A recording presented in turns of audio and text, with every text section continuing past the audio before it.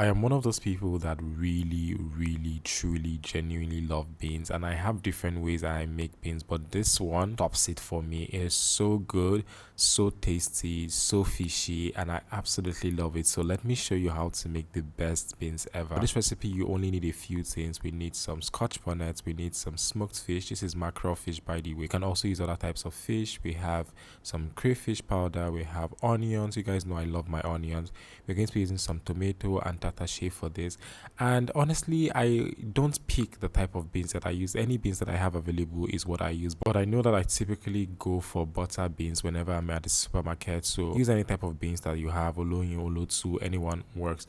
We're going to start by cooking the beans until it is done. We're not parboiling. I like washing my beans and not parboiling my beans for any beans recipe, actually. So this is not just like for this recipe. Anyone, I just want to wash it and then cook it instead of parboiling and then cooking again. That's so much work, please. It's beans. It's not as serious. Now for our tatashe and our tomato and peppers, we're just going to put that in a food processor and just blend it roughly.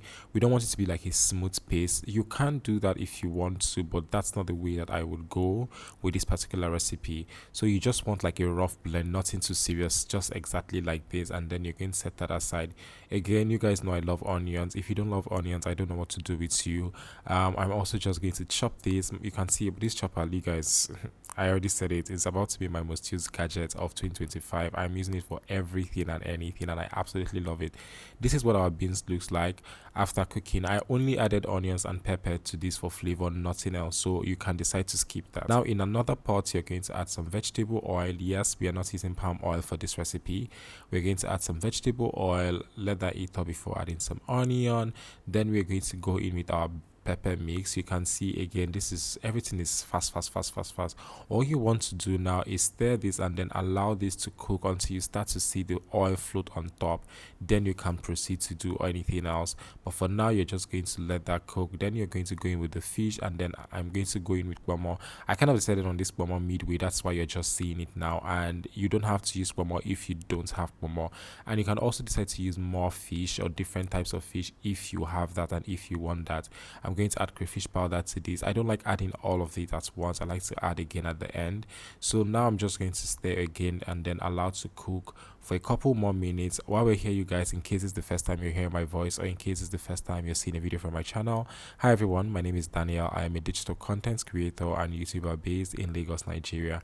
I teach you how to make really good, healthy Nigerian meals, African meals, in the most fun way ever. If that sounds like your thing, please subscribe to my channel. Now once you're done stirring and mixing everything and then allowing it to cook for a bit, you're going to add your already cooked beans.